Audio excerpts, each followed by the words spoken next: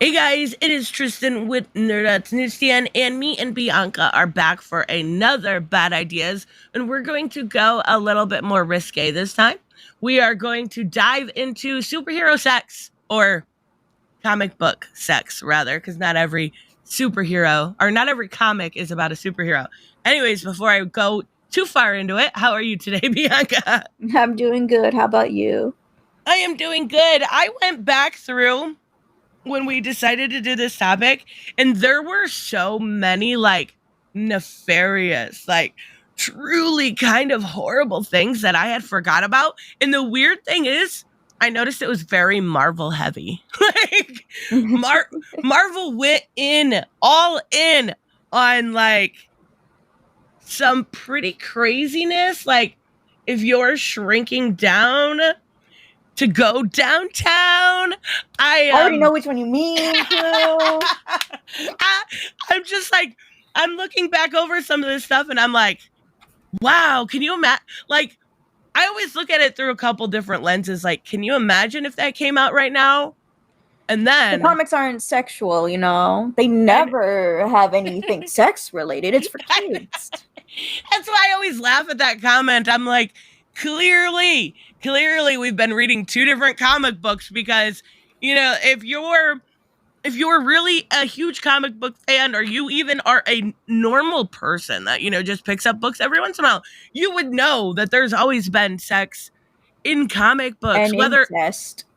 and in oh god, and I know Gosh which one you're talking dang. about. Oh, There's some really bad storylines when it comes to sex, but I want to make sure we hit on, after we go over some specific examples, how to do sex in comics, because comics are enough of an art form that it can be done, and it can be done well, and it can be done, whether we're talking like Sunstone and we're kind of exploring kink and exploring sexuality, or if we're talking even superhero comics, there are really easy kind of ways to do it. Not easy, but good ways to do it. And I think a lot of those have been done, but sometimes they're so far out there, you just have to laugh. Like, even like looking back, do you remember the swimsuit covers? Or the not I've just always covers. heard about the famous swimsuit covers. Yeah, and they weren't even covers, they were whole issues. Like, they were whole ass issues of just superheroes walking around in their teeny tiny bathing suits and stuff. And at the time, I always thought they were cute, but I was like, like really, really young. Um, I didn't get what they were actually for. And now I realize that they were like teenage fapping material at the time. Like, that's that, like, Was besides, like, there an actual story in it? Or is it just no. page after page after page of them doing, like, I don't know, beach stuff or whatever? Yeah, it's page after page of, oh my God, you're splashing me. Now I'm all wet and my suit's kind of see through. Okay. It's, yeah, yeah. It was that bad. It was like, it was also in the early 90s. And like, they, kids didn't have the internet back then. So that was kind of a big deal. Like, whereas now it's like, if you're really, I often wonder, and I think this whole thing kind of started when Hooded Justice talked about it on stream. I've been thinking about it. Um, I often wonder, and I'm not shaming at all, but I often wonder why people buy specifically superhero comics for fapping material, because I don't see it. Like, I want a story. I don't know. I don't know. I'm the first person to ship people too, also, so that tells you something. Like, I have no room to talk. Like, I'm just shipping I everybody. have to send you a song about shipping, by the way. I love it. Like, they look at each other a weird way, and I'm like, oh, they're gonna fuck. Like, that's just where my brain goes. Oh, that's so sad. So there are a couple. So I'm assuming when you were talking about incest, you were talking about Wanda and Quicksilver, right? Of course. Oh my I god. guess Hulk and She-Hulk is also another one. Wait, did they, in the comics? Did they do the dirty? In the Wastelanders, Old Man Logan comics, and when there was like the apocalypse and all that stuff, I believe, I don't remember, but I don't think it was consensual in She-Hulk's part.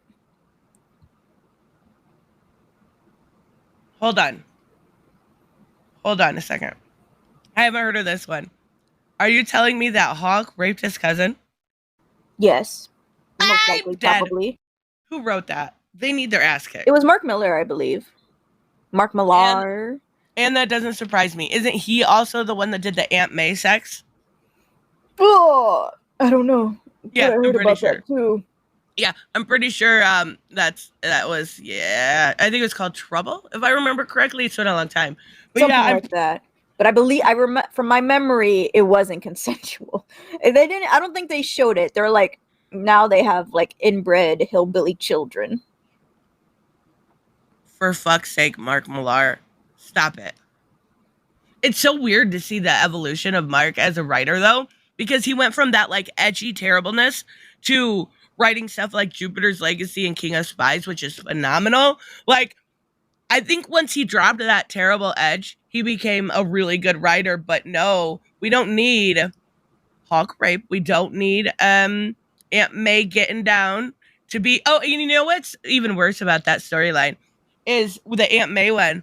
Aunt May actually got pregnant. Oh!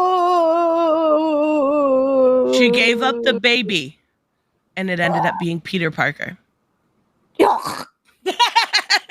Make it make sense. Stop. Why were these passed? Like, I understand that like Marvel has a bunch of editorial problems right now, but what the heck were you guys smoking back then? Right? I thought it was so bad that they did that colonialist thing. Maybe it's always had some pretty bad storylines. That's pretty apparent. I actually and then going back to the Wanda and Quicksilver one in the Ultimate Universe, Wolverine was their father and he watched them. Yeah, I remember that. Yeah, like, why would you watch your son and daughter having sex? Like, just peeking in, like, hey guys, what's up? Like, it's like I heard so many things. Like, I heard like, oh, he was just investigating something, and this just happened to be in front of him, or something like, oh, he didn't know that those were his actual kids at first. And I'm like, well, he's still watching siblings get it on, even if if he didn't know that he was the father, and he didn't stop it. It's like a train wreck. It's so bad you can't look away. I'm sorry. It's so gross. It's so weird to me. And then have you ever read one I wanted to ask you about, because I know you're a Black Cat fan. I think it's The Evil Men Will Do. I think that's what it's called. The Evil That Men Do. The Evil That Men Do. Yeah. And it kind of gives her backstory. Have you ever read that one? That one kind of like that was in Robert's Pro Teaches Noobs that I did with him. That one I think uses, like, unfortunately in comics a lot of women go through some shit. Mm-hmm. Like, they just do. They're all usually abused or victimized somehow. But I think that's a way of using, even if it's not consensual sex, to tell a story without being so grotesque about it, right? Like, I think it showed what kind of a person Black Cat had become because of really bad situations. I actually think they did retcon her story, like oh, they did? So it has like, it's 6 issues, right? Mm-hmm. So the first 3 issues came out, and then there was like a pause for like a few years, and then the last 3 came out. What was said in the first 3 is not what happened in the last 3.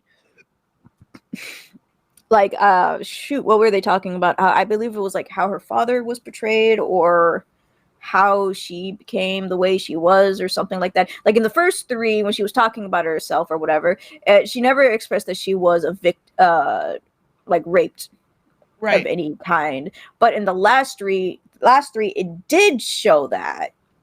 And I was like, what the heck? That's so weird. But okay. So this is what we're going with. And so Robert asked me, would I have chosen the first 3 or the last 3 if I were to buy the comic? And I said, the last 3.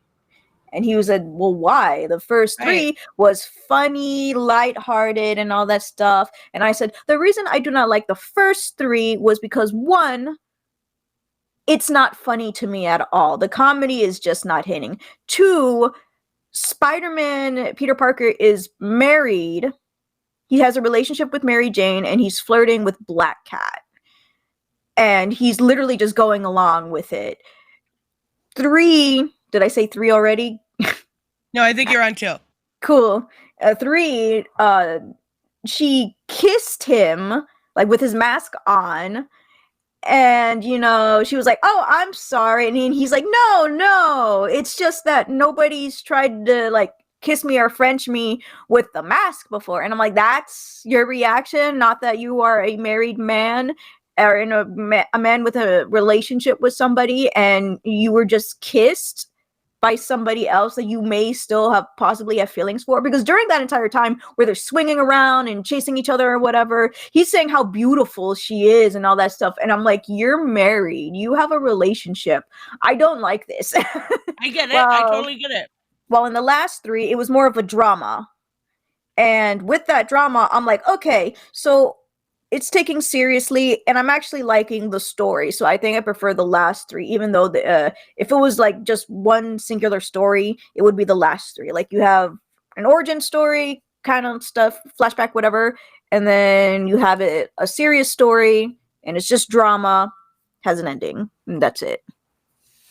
I totally get it. And that's the reason I brought that up, is because you can use assault like that in a storytelling that is drama, that is serious, that is done to tell a story. But and another one would be like The Watchmen. But I have an issue when it comes to like The Boys. You've seen the first season of The Boys. Yeah. You know the Starlight storyline. It was very PG compared to what was in the comics. Like, that was like a gang rape in the comics. My and God.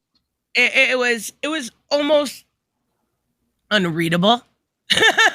it tilts on that edge of, I don't know if I'm going to be able to get through this.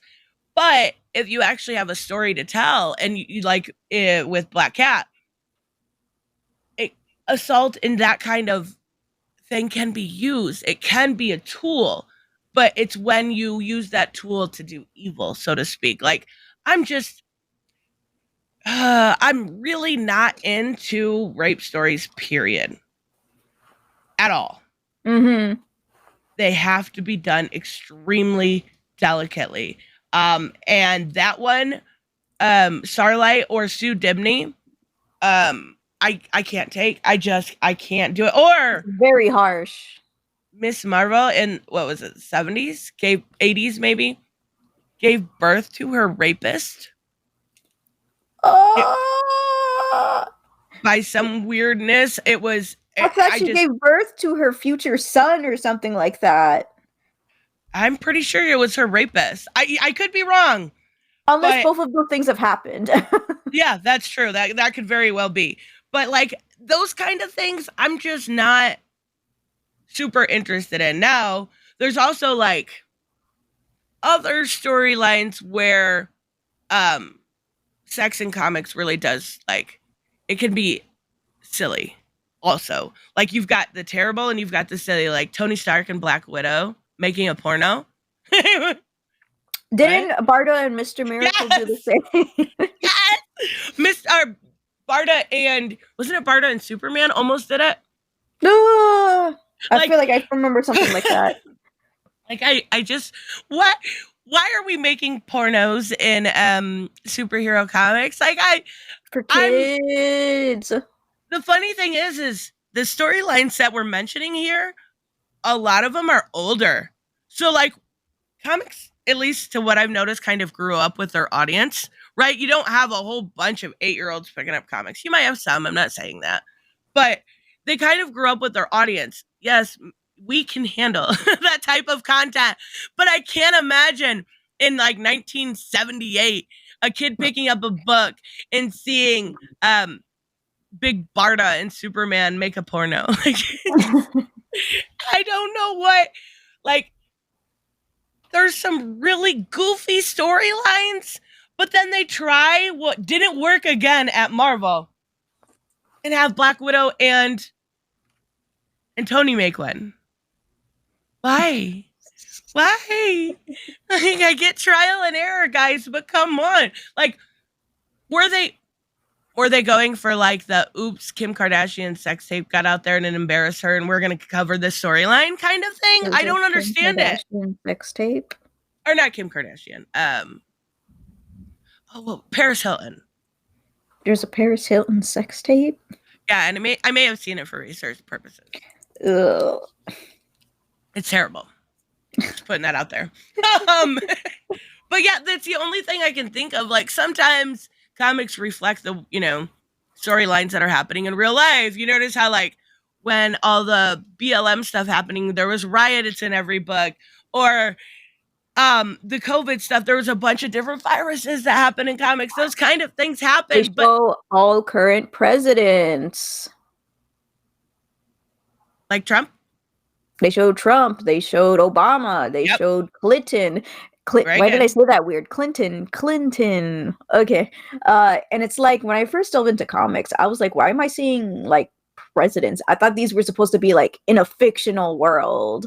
Why do we have presidents here? And it's always been off-putting to me. And I'm like, if you're going to create a world where, yeah, it has our states and all that stuff, but a place that has like Atlantis, a place that was called Krypton, something called Star City, Gotham, then make fake presidents, make fake politicians. Don't put real politicians in there. I mean, yeah, I guess like for history purposes, they'll be like George Washington or near. And I'm like, yeah, sure, they're old, they're dead long time ago. That's history. But like, I don't like seeing like politics that I actually know, that I can actually name. And like in a comic book where Superman is like punching bad guys or whatever. I get it, but I do think that's more. So like, Marvel is kind of the one that does that more. I don't know. Maybe I'm misremembering. I'm not a Marvel person, so. Well, in DC, like they had Lex as the president at one point. Like that was a big storyline. Which is that also I don't mind. I don't either. And that's also kind of been retconned, because even when that storyline came out, he ran as an independent. And then if you look at that Greg Wicca, I'm not sure his last name. They said he was a Republican. So they kind of, I guess, want to demonize it, which is fine. If Lex ran for president, he's going to be a Republican. Like, that's pretty clear. I found that pretty interesting. Like, did you? Why did the writer choose Republican? Is it because he's a villain and he owns like a crap ton of this stuff and he owns so much people? And I'm like, it couldn't be because he would hate Superman. I mean, every time when Republican media of any sort is portrayed in a superhero stuff like The Boys, they're always usually with the superheroes, not against the superheroes. Yes, but my honest guess is that writer is a Democrat and they're going to see villainy in Republicans. Like that too, I guess. That's my honest guess, because generally, like, at least what I've noticed, I don't want to get political, but I've noticed like there's a lot of idea that Republicans are the party of misery, right? They're based off hate. So that's probably why he did it. And it does, like, if I were to see that as a, like, Lex, I would say independent, but if I had to pick, I would say Republican, just because of his views on Superman, his views on people in general, the way he's corrupt and he defends corporate America and da-da-da-da. But then again, all fucking politicians are corrupt. And if you think either one of them are your friends, you're sadly mistaken. Rant over. Let's get back to the sex. I apologize. But yeah. What about, is your car going up? I don't have a car. That's outside though. What about stuff like, I know you done pro versus noobs where what did you think of the kind of more heart-based sex scenes with like Black Canary or in Ollie and stuff like that, like how those were handled. So when Robert was showing me a lot of like Green Arrow comics, I believe they were all by Kevin Smith. A few of them was by Kevin Smith, and then one of them was by somebody else. And I think the one by somebody else actually didn't have any sex in there, but the Kevin Smith ones did. And honestly, it's like it does this whole thing where they put a silhouette, and instead of like actually seeing something, right? And it's like, okay, I still feel uncomfortable. Now that I'm an adult now, I can understand what this means. Though I will say that there are a lot of like teenagers who can just look at the silhouette and be like, oh, I know what's happening. Obviously, I would never know something like that because of how I am. But I'm like, it's like, I know it's a silhouette, but do we really need it though? I get it. I just think it's a classier way to do it, right? Like, but did you notice that a majority of these times that it's purposely only the women, mostly because it's majority of the time it's always for boys, you know? Right. And I think I'm gonna say I would much rather have that than I would some of the other stuff we were talking about, like Wanda and Quicksilver, or even like the traumatic stuff. Like, I think there is a place for sex in superhero comics. I think there is a way to do it in a more like uplifting format. Like, obviously Dinah and Ollie have been together forever. They're making love, Like, you can even show stuff like we seen from John Byrne, where it's like, was it John Byrne with She-Hulk? Where John Byrne wrote She-Hulk? Where she? Yeah. And, like, you can even show that stuff. There's certain ways you can do it. But I think that I think there's like two subsets of people. Like you're uncomfortable. It's not really gonna be for you. Or there's people that are just like, it doesn't bother me. It doesn't matter. And I think I'm kind of the latter. And then my mind's so stupid. My mind goes to, how do Lois and Clark have sex anyways? Because like one quick thrust and he's breaking her in half. Like, how does this work? And then like what I don't like is, I think it was in Spider-Man where they had toxic sperm. Like, like, there are good ways to do this. Toxic sperm is not one of them. I'm just saying. Or like, okay, see, my brain goes to this too. What about the Flash? What if he gets really into it? Is he going to get going too fast and like break? And like, this is my brain. This is my brain on drugs. There is a difference. That reminds me of the Click movie by Adam Sandler. Oh, that's a good movie though. Now, there was a time where because he kept fast forwarding sex, it just became natural and he can't stop it and it goes too fast. Yes. That was actually a really good movie. I like that movie. But there are ways it can be done. There's also certain comics that are kind of dedicated to that completely. And I think like I guess Sex Criminals by Chip Zdarsky would be one of them. Sunstone by Steven Stachek. Even something like Sweet Paprika by Mirka and Dalfo could be one of them. And like you can explore sexual activity or fetish or anything through these characters vicariously. But a lot of times I've noticed, especially, I dropped off Sweet Paprika, but I noticed with Sunstone and Sex Criminals, yes, the sex is there. Sometimes they show a lot, sometimes they show a little. But a lot of what it's really about is just adult relationships. Like, in a nutshell, you've got, especially with Sunstone, you have this girl that she's just growing up.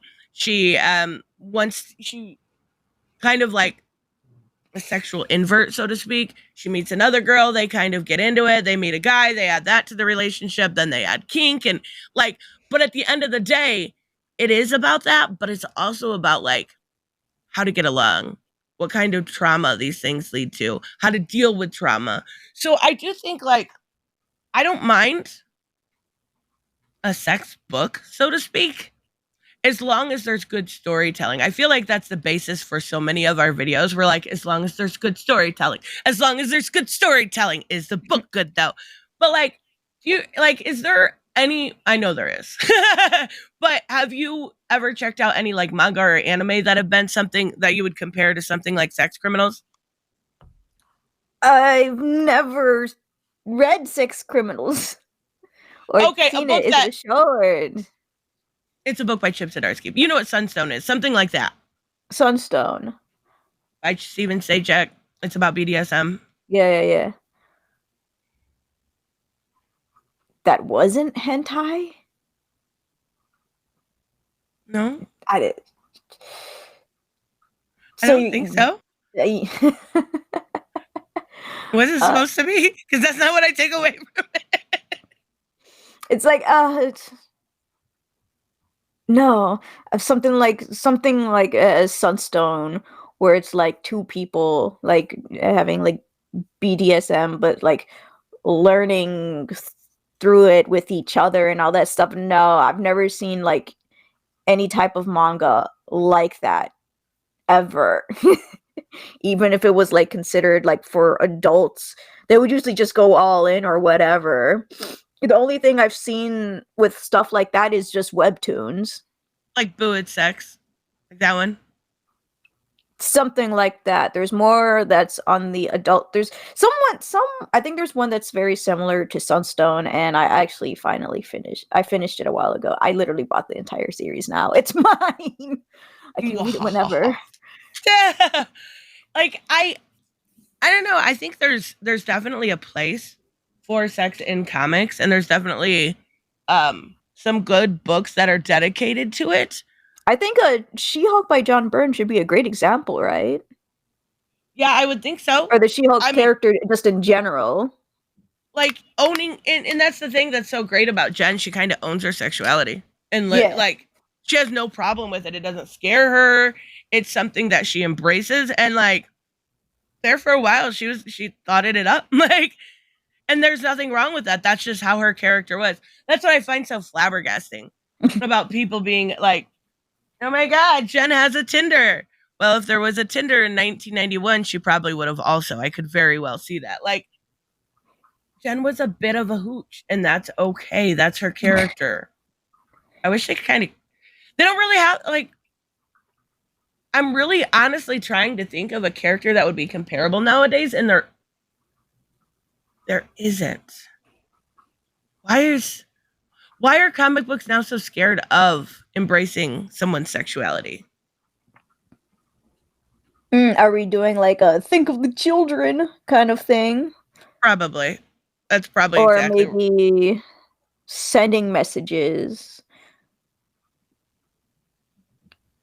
I mean, yeah, but like, again, I go back to what children are actually reading it, and they're all reading the Black Panther. Yeah, they're all reading about the colonialists.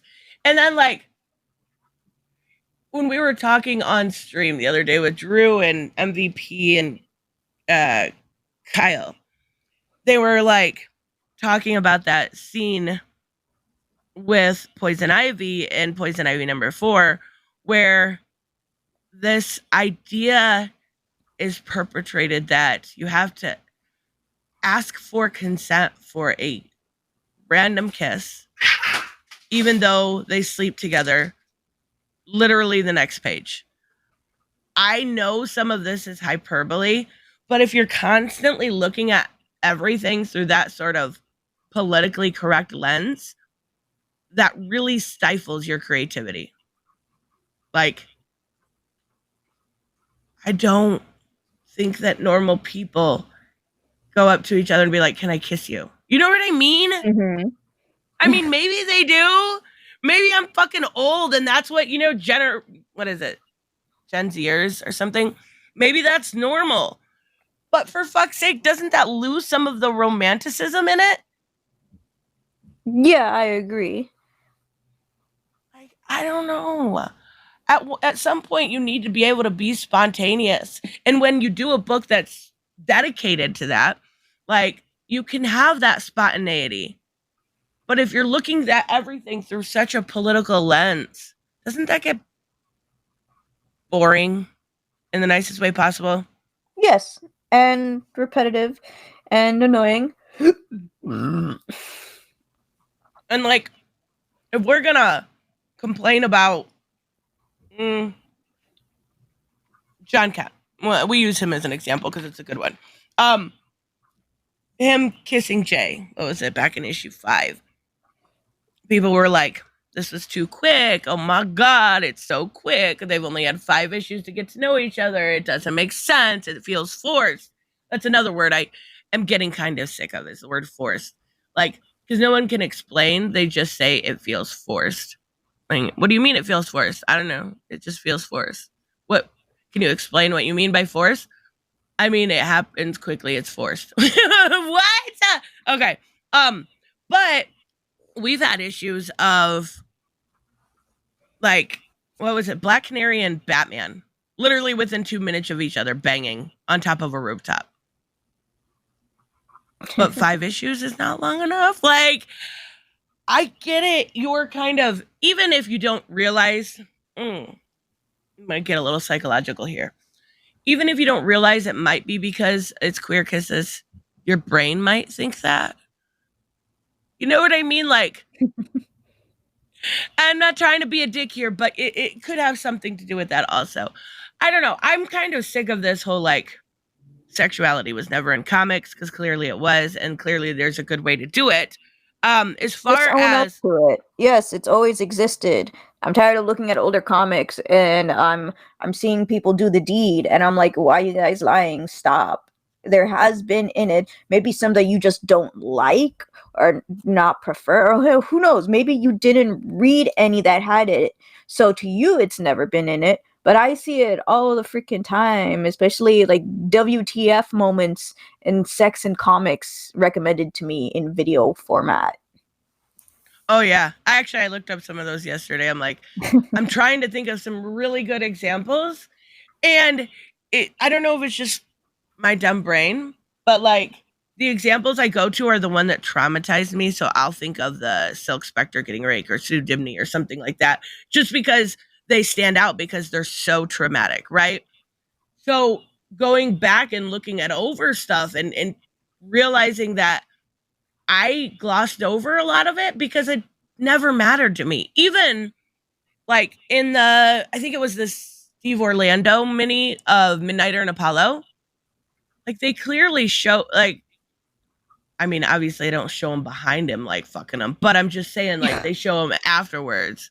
And if you want to talk about, like, that specifically, do you remember that Watchmen series on HBO? I remember it existed. You remember? Yeah. I think it was Captain Metropolis and Hooded Justice, I want to say. I'm pretty sure it was. They show a sex scene with them, and that's right out of the original queer coding of Hooded Justice and Captain Metropolis. Wait, no, was it Hooded Hooded Justice? Justice. I know, right? That's what I said when I said it. I'm trying to think. Was it Hooded Justice? I'm pretty sure it was. Oh my god, now I gotta make fun of him. Just saying. Hooded Just Justice, got tell to. us right now. Where's my shotgun? Who are you? Oh, that's so funny. But yeah, those characters. Oh my god, was it Hooded Justice? Now that's gonna drive me crazy. But yes, those characters were always queer coded, so they just took it to the next level. But like, people were like, "What the fuck?" Because that was one of those scenes where it was like he was showing he was showing yeah. You know what? I'll just let you look that up yourself. He was showing some pretty some pretty queer sex, and like, people were upset about it. But again, we're talking about an adult show made for adults with characters that have always been queer. I try to understand these people. I try to understand the outrage. And I feel like I should be able to more, because I used to think that way. And I don't think I ever thought about that way when it came to sex, because that's just something I don't care about. But like, a lot of these situations. I try to, but like my mind can't wrap around why sex in an adult comic book would ever worry you, or why would it matter? Like In an adult comic book. Well, I mean, in a Like, comic book. I mean, think about it. Batman, Black Label, Damned, I believe the name was. Yes. People called it the Batwang. Had a big stir for some reason.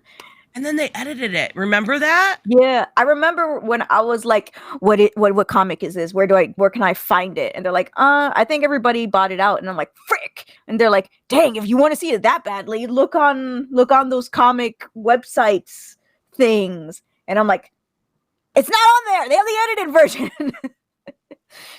And they're like, dang, guy.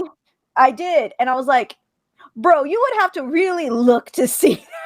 Yeah, they used a lot of shadow work.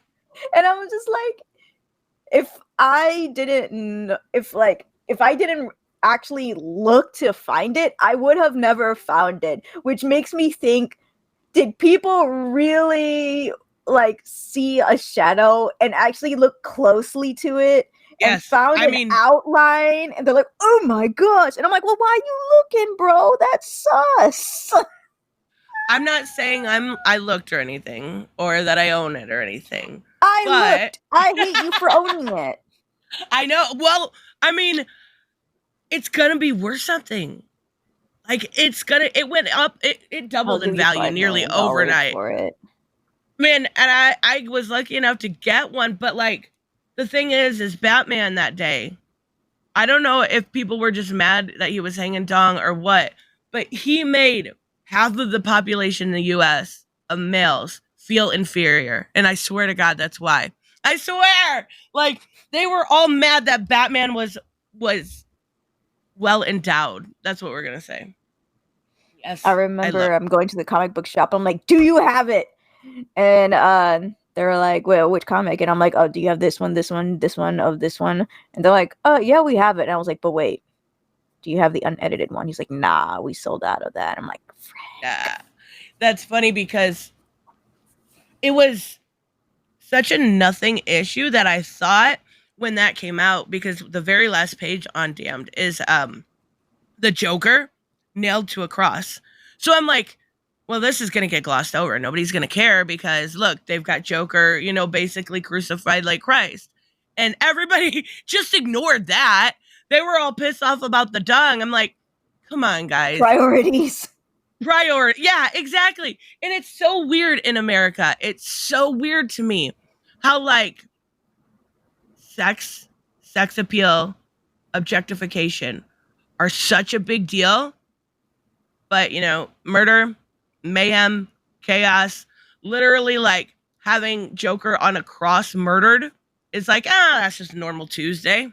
But sex, like, it seems like our priorities are a little skewed. Like, everybody at some point in their life, I feel like I need to protect what I'm saying here.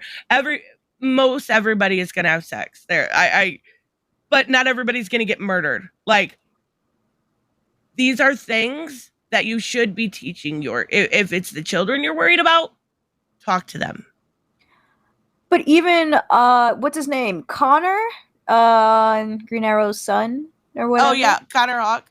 Yeah, people got angry because they said, okay, so he's asexual, and they're like, but wait.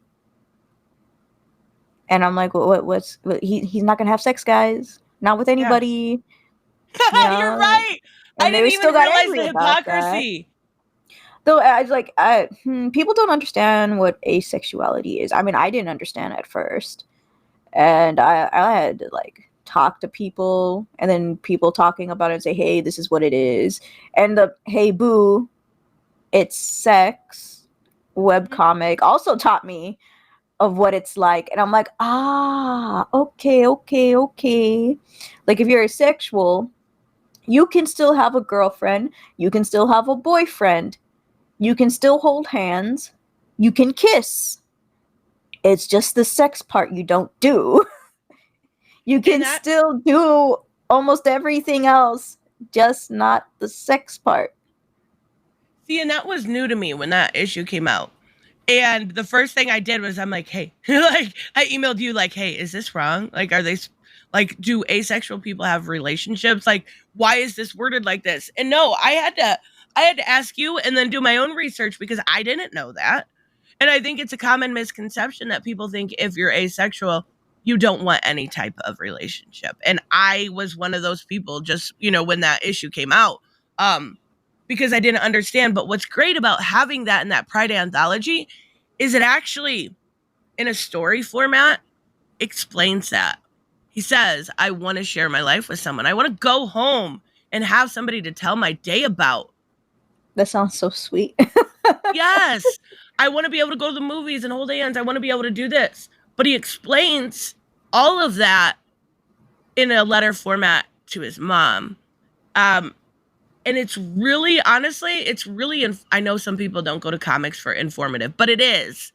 And that's what it's there for. People to understand somebody else's lifestyle choice. Or not choice. Oh my God. You know what I mean? Yeah. But I think it's important too. And I think the outrage is silly because I didn't even notice it till you said it. Yeah, they don't want sexuality in comics. And then they get mad that Connor's asexual. I can't wrap my mind around it sometimes. Like, I don't think people mean to be hypocritical on that kind of stuff. I don't think they even realize it sometimes, but it is pretty hypocritical. And not only that, you add insult to injury that Connor has always, like, he was raised a monk, right? So it makes sense for his character. He's always, and that's what they said when they created that issue, was that this isn't a coming out type thing. He's always been asexual. This is just explaining it. You know what I mean? Mm-hmm. I thought that was really good. Like, that Pride anthology was a letdown, I'm not going to lie. Like, it really was. It was really, like, some of the stories were just, oh my God, really bad. But that one was really good. There was that one story. What was it? It was Joe Mullion. I forget her name. Far Sector. Like, making it seem like people that are bi just are down to fuck all the time. Like, I'm like, is this really where we're going with this story? Like, isn't this kind of biphobic in nature anyways? Like, if that's what you think of bisexual people, that they're just bisexual because they're horny little beings, what is going on? It's so weird, and I'm making Bianca so uncomfortable right now. I'm fine. This was one I was like, should I ask or should we not? Should I ask or should I not? Have you ever seen the issue with Green Goblin and Gwen Stacy? A lot of people were upset about that too. Harry Osborn, right? Mm-hmm. Not Harry Osborn. It was Norman Osborn. Norman, yeah. Yeah. I know of that too. I think they retconned that recently. Oh, that'd be great. I'm pretty sure they did, but like, his O face was him turning from Norman as a person to Green Goblin. That's what made it weird. I mean, it was Gwen Stacy. It was weird anyway. But like, ew. That's really fucking weird.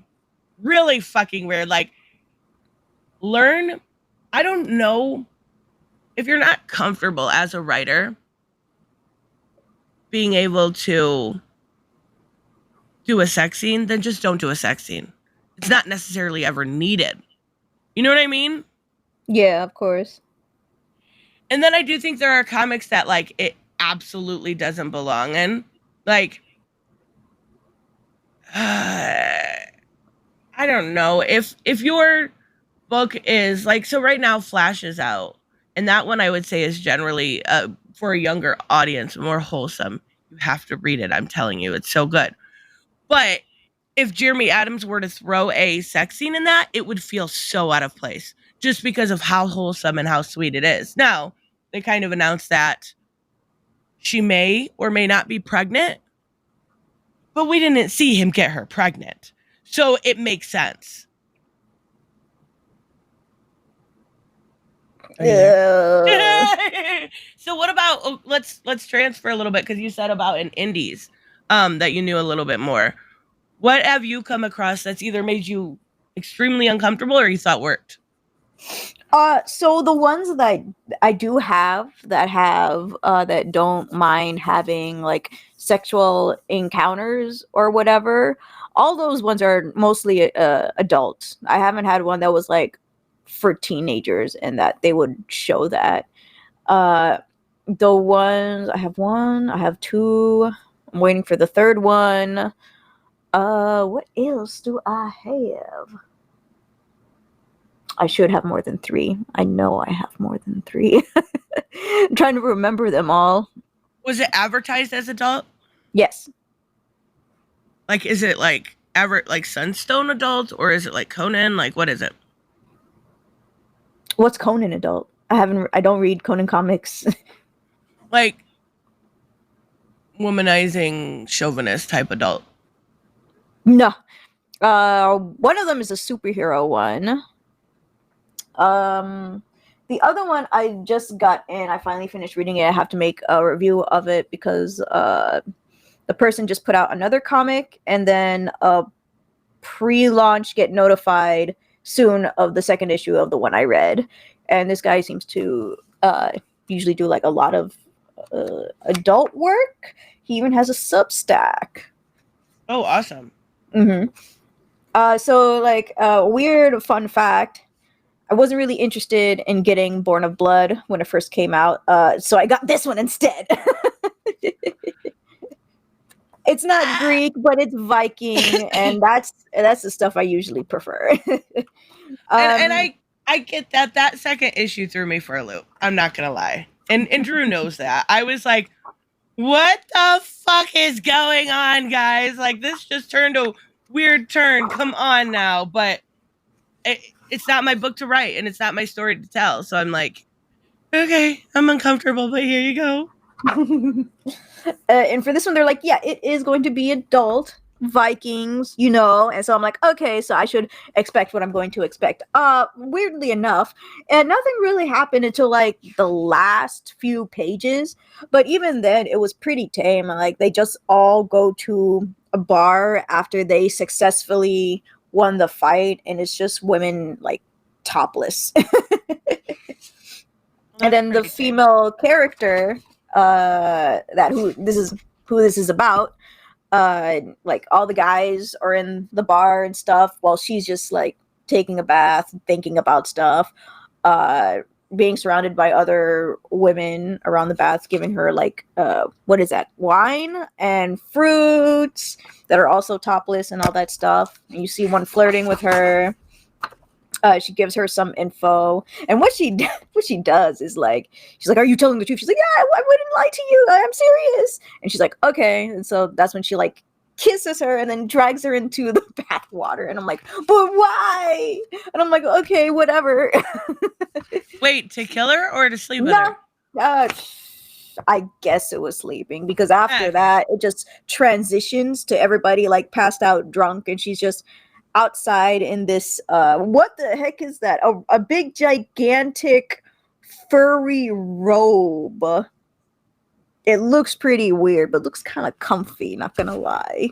Wait, my mind just pictured like the furries. You mean like like all I pictured was somebody putting on like a, you know, one of those big furry outfits. Oh no. So it's like I want to say it's fur, but it doesn't look like fur. It looks like feathers. Ooh. So I don't know if it's as comfy to be outside in the snow wearing that, but okay. It might be warm at least, maybe. I'm hoping. But like, she looks awesome. Everybody else looks awesome, that kind of stuff. And I'm like, yeah, okay. I kind of expected it. I didn't expect it to be at the ending, because the very first, like, 15-ish pages or so is mostly just her fighting. And I'm like, okay, cool. I'm liking this more than I thought. Can't wait for the second one.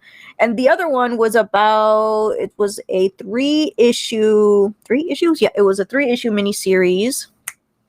Superheroes, where it was a guy superhero, and oh gosh, it's been such a long time since I read it. He kind of got outed in an embarrassing way. Like outed as his name got out there, or outed as a queer Him, person? his body, and his penis. Oh, so you like revenge porn or something? Yeah, something like that. And so, like, whenever he would have like a statue of him, people would put like penis, Oh graffiti it with penises and stuff and like that. And so, like, he kind of had to be careful and all that stuff. But he's also dealing with some trauma from some PTSD of some sort from somebody else from his past, and he kind of like imagines them when he's about to like do it with somebody, and it kind of just like ruins it. And he's like, no, and they're like, what's wrong? And he's like, I can't do this, it's not you, it's just, oh my gosh. And the thing, it talks to him too, so that makes it worse. Wait, what talks to him? His dick?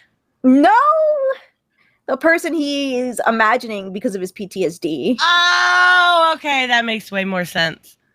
I told you my brain just goes to the dumbest things. I was so good. I just pictured a dude like staring down at his dick, being like, "Yeah, buddy, what's going on today?" I actually remember seeing a Chinese movie like that somewhere, but it was like a puppet. Oh, that's still pretty funny though. Gosh, that was one of the biggest regrets I've ever made in my life. I'm like, what the frick am I watching? Oh my god. See, yeah, I don't think when it comes to like any, I don't know, maybe it's just me. Maybe I'm just not like sometimes you mentioned how it makes you uncomfortable. Is it something like mostly it's because if it's something advertised for teens, I don't like seeing it unless it's like the older teens, like 17 plus, or an actual like black label book. That's not something that I usually want to see, if that makes sense. So would you prefer, like, if we're talking about like mainstream, to keep it Elseworld and Black Label? You think that would be a smarter move? I'm pretty sure like it would just be my opinion, because I'm pretty sure everybody's gonna hate if I said yes. That's fair. And we've Think seen about like it, all the Talia Batman you could ever want. Oh, somebody needs to do that story. I'm just saying. Put it out there. I will buy it. I promise. But like, I remember there's like really, really old comics where it's literally, it was similar to the Talia Batman video you showed me, except it was Oliver and Black Canary, and the legit showed boob and nipple. And I was like, oh my gosh! This thing for kids. What are you doing? It's been a minute, but they used to. Now, like, Desanitized. Yeah, no, sanitized or something like that. Yeah, and that's fine too. But like, you remember Harleen by Stephen Sajak, that Black Label book? Yeah, I still have to get it. Oh, it's so good. It's so beautiful. It's like probably my favorite Harley story ever. Like real close with Mad Love, but probably better just because the art's better. But they were able to do like that sexual tension really well. And I think that is one thing that they forget. Like some writers just go full in and they want to be able to write a sex scene. And that's fine. But you also have to have a lead up. You have to have the tension. You have to have all the feelings that surround it. And Harleen did such a good job at that. You know, her meeting the Joker and finding, like, it had hot Joker in it. It was hot Joker. And it sounds so stupid, but for some reason, ever since that, I love hot Joker and hot Riddler. Like, it's so stupid. They shouldn't be, but it's still cool. Shut up. No, but they had that, you know, they started off building tension. And then Harley started to realize that she was getting some sort of attraction, right? She didn't like it, but she was getting it. And then it started to seep through her dreams. And that's really where they sold, like, they did do kind of like a scene together when they were talking. But before that, they led up to it with, oh my God, I'm having this kind of erotic dream about him, and then cutting it off, right? Because it's a dream. And I think that's one thing that's missing. Like, obviously, you don't need that with Canary and Ollie because they're together, you know, same with All day, Lois. Yeah, same with Lois and Clark. These are people that are together. But if you're leading into a story like that, you need to be able to sell the tension and the emotion behind it. You can't have sex without emotion. And that is so important. And Harleen did such a fun. Like, I'm curious when you do get it, what you think about it, because if sometimes this stuff makes you uncomfortable, the attention around it, you're gonna be uncomfortable, honey. You're gonna be uncomfortable. Like, you just are. But it's such a phenomenal way to sell emotion. And it goes back to good storytelling, but you also have to have that investment, like that intensity. And sometimes that's what this shit is missing. Like, it's really missing that baseline of feelings, or I wouldn't say relatability, but like just raw desire. You have to be able to sell that. And that takes a talented writer. Like Steven Stachek, for example. Charles Soule, for example. Dan Slott, for example. Ah. Oh, I meant to say John Byrne, but it worked because some people are like, ew, ew. You know, it's weird to me with Dan Slott because he does have a lot of really great, phenomenal books, and people still like his whole personality sucks, but he's a great writer. Just stop talking and people will like you. You're kind of an asshole. I gotta get his Wonder Woman run. It's in my local comic shop, but I haven't gone to my local comic shop in forever. You should check out his Arkham Hell series too. Is that the one with the spooky art? Yes, and no, that you're thinking Arkham Asylum. Oh. Arkham Hell has like I think it's called Arkham Hell. It's got like the origin of Jane Doe and Doodlebug and some of the side characters. Doodlebug. Hey, he's got a dumb name, but he's a cool guy. He's so evil. I just realized, like, a Harley and a Joker sex scene would probably scar me for life. Yeah. I mean, yeah, I could see that. And you know what? It's not like it's repulsive or anything other than just having sex. It's Steven Stachek was able to really get you through probably 60 to 70 pages of just that you could break the tension. You know what I mean? Like, it was just there. And he was able to convey that through his storytelling. And you could see Harley's kind of downward spiral into her own mind because she knows she's not supposed to have these feelings, but she has these feelings anyways, and she can't help it. And it fucks with her, you know, the whole psychology of it. And it's so good. I don't think it'll scar you. I really don't. I think it'll honestly like surprise you how good it is because of the way it's conveyed as compared to just like, oh, look, they're fucking. You know what I mean? It's good. I promise. I don't want you to skip that story because you're afraid of that scene. Arkham Hell? No, I was talking about Harleen. No, I said I was going to get it. I just like, I have I have to get it digitally, not digitally, online, I guess, because I haven't been to the comic book shop in forever. Plus, I also do think it helps how much I like the character. Like, I love Harley. Great character. I love Catwoman. I know you do too. When people are able to sell these characters even above and beyond my already attraction to them, then that's just going the extra mile. And Steven Stachek did that in this. And I would say if you're looking at Catwoman, Teenie Howard's currently doing that in the Catwoman line with her new boyfriend, Valmont. Like that that totally kissed her without consent, and oh my god. But I don't know. I think sex has its place in comics. I just think it's even harder to do than super heroics. So it's not like I would not suggest somebody like a newbie doing it. Like, wait until you've honed your craft a bit. wait until you're able to build up emotion. And sometimes you don't have to build up emotion. Sometimes, like in that Poison Ivy, it can be a one night stand.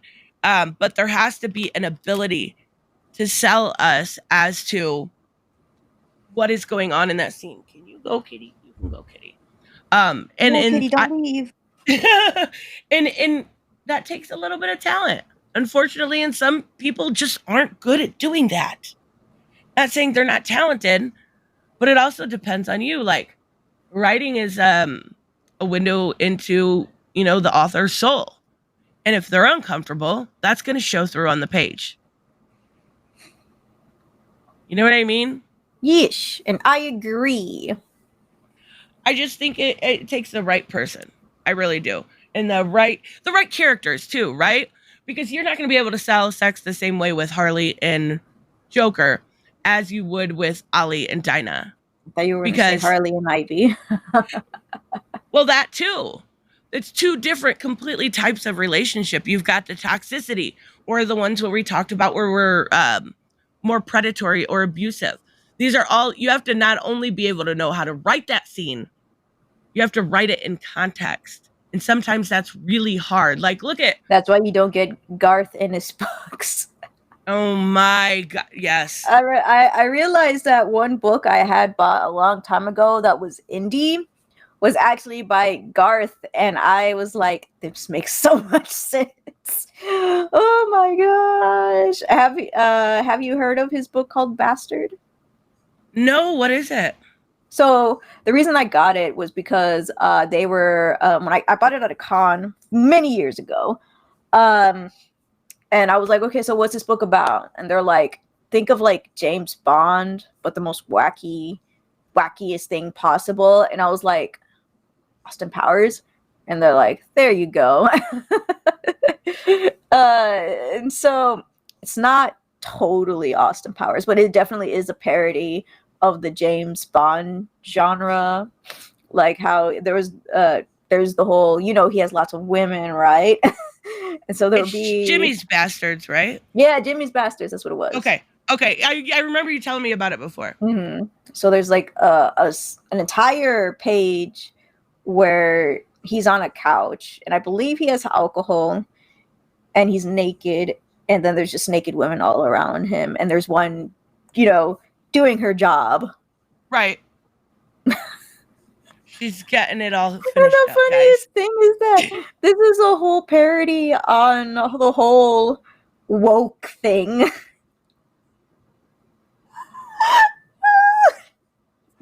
This is the second time you talk about it. I meant to get it the first time, but it honestly sounds good. But like Garth in it sometimes worries me. It's I remember. So he got like what's it called? He has a partner who's black.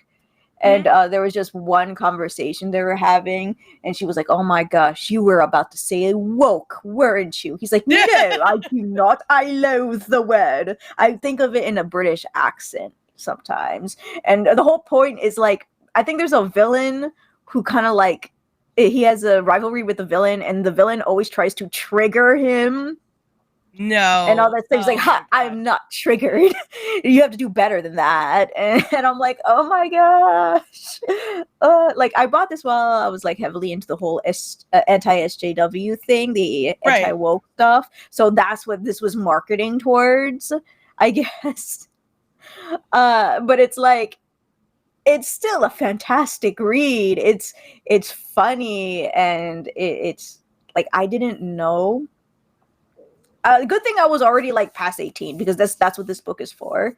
Right. Like there was a part when I believe I talked about this before, but all the guys grew breasts and vaginas, and all the girls became like had pecs instead of boobs, and had penises, and then everybody was just having like sex with each other. I don't know, like it raised everybody's hormones or something. I mean, it's in 2 pages of that, and I'm like, oh my gosh. That's so funny. Garth Ennis can really write, or he can really turn you off to his writing. Like he has no in between ground. Like you're either all in and you can't put it down, or you're so disgusted that's all you think about for 3 days. Like, when you make people eat babies, I'm a little grossed out. But if you do a good parody of James Bond, I'm probably all in. I'm going to check it out because it does sound pretty damn good. Like, I like a good political satire too sometimes anyway. So this kind of sounds like the best of all of it. Yes, political satire. I should have said that instead of just describing everything in detail. No, but I like it. I there's a good political satire out now called Survival Street, but it is very, very left leaning. And I'm curious to see, because this kind of sounds like the other side, right? Like a little bit more right leaning. I'm curious to see how it is. And it's Aftershock. Sweet. Yes. I just looked it up. I may have just gotten it. Just saying. But yeah. So is there anything long story short, the TLDR here, guys, is got to involve emotion, and it's got to make sense, and it's got to be good storytelling. You can do super heroic sex. You can do comic book sex. But the Garth Ennis book was a great example. That was the one I was trying to remember, by the way. Jimmy's Bastards? Yeah, I was like, there's another one I had, and I couldn't remember what it was, and that's what it was. Just, I would say, like, know what you're doing, because a lot of times when superhero sex or whatever is done, it is for trauma-based purposes. And that's where you're gonna, I know it's female readership isn't probably their main concern, but I would say a good portion are gonna zone out. Like, at least I know I do. I can't take that kind of stuff very well. I think that's why I know people will keep trying to get me to read Berserk, but I've heard so many stories. I'm just like, I don't think I can handle Berserk. Everybody, stop recommending her Berserk. She said you have said multiple times that you're not good with stuff like that. You've made examples multiple times, and Berserk is like that, and a lot worse from what people have said, because I've only seen like the anime. I haven't seen the manga, and people are like, oh, well, the manga is like a heck ton worse than that. And I'm like, then why are you recommending it to her? Stop recommending it to her. They're like, oh my gosh, it's so traumatizing. Please watch it. And I'm like, guys, trauma. Take a hint. Stop. Yeah. I can't do it. I can't handle it. And then it gets in my psyche and I relive, and I can't handle it. It's just, my brain doesn't, like I said earlier, my brain functions weirdly. And I get into my brain and my thoughts too much with it, and I can't handle it. Yes. No Berserk for me. None whatsoever. Literally recommend anything else. Like, come on, guys. I can recommend her some josei or some shoujo that don't have that type of stuff in there. I can recommend her something fun. Recommend something fun. Yes, I love fun. And I don't mind like sex in comics. That doesn't bother me. It's just the traumatic events that I don't. And the way they do it. Yes, absolutely. And I believe we remembered the Joker one. Yeah, I remember you making a video on that too.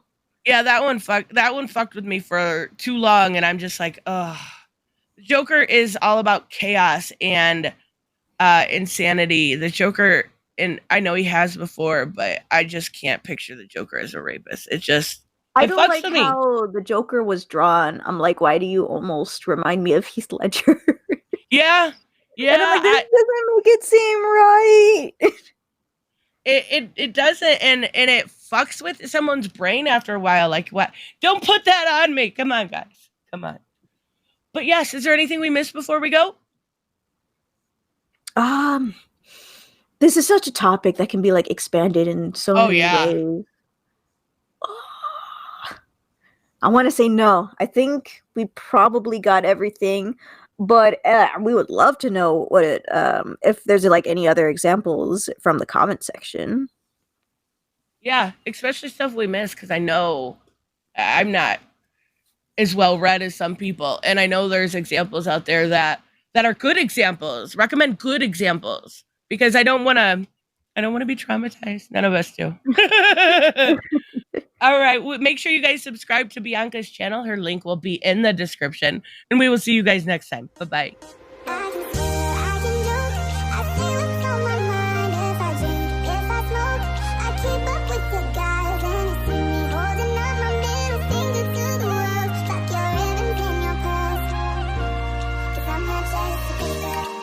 I'm more than just a picture. I'm a daughter